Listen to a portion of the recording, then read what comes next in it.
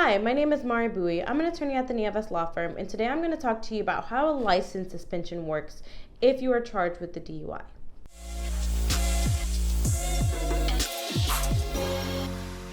So, in the state of California, if you are even arrested or stopped for suspicion of driving under the influence, what happens is an officer obviously cites you, possibly arrests you, and then they give you this form that's called a DS-367.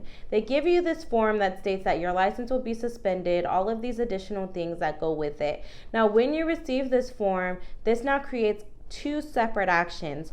One, you have the possibility of being criminally charged because you were stopped by the police officer. The police officer will then go and send this report to the district attorney's office. Whereas with the DMV, you now have your own action separately with the California DMV in order to contest or decide whether your license should be suspended based off of the DUI stop. They're two separate actions. And so even if you're not criminally charged on this end, you still may have to deal with the repercussions from the DMV. So once you are served that paper, it's typically a pink slip. Once you are served that paper that speaks with regards to your license suspension, you have 10 days from the date of that stop to request a hearing. What that hearing is called is an administrative per se hearing, or we call it an APS hearing.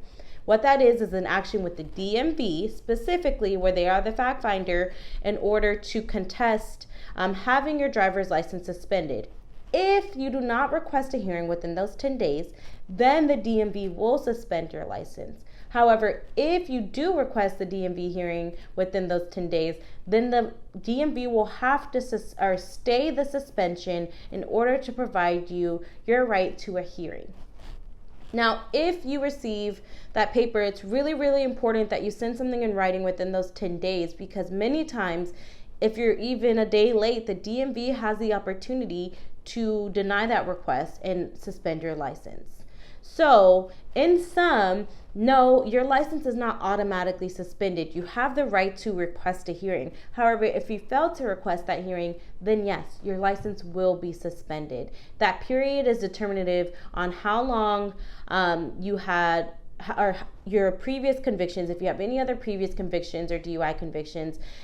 If you refused, your BAC, your age, all of that comes into mind. So your suspension may be different, but it's not automatic. You have the right to contest a hearing.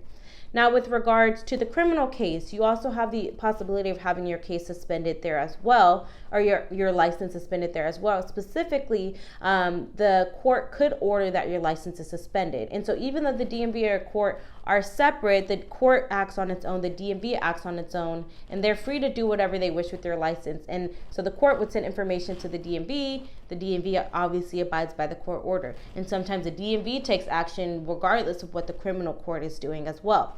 And so again, it's never going to be an automatic suspension. What happens is you always have the right to a hearing, and you always have the right of due process. And so even with the criminal context or the DMV context, you always have the right to address the DMV, address the court, and contest anything with regards to the police report, the stop, and all of those things in order to contest your license suspension. So the license suspension is not inherently automatic. It's only automatic on the DMV side if you fail to request an APS hearing.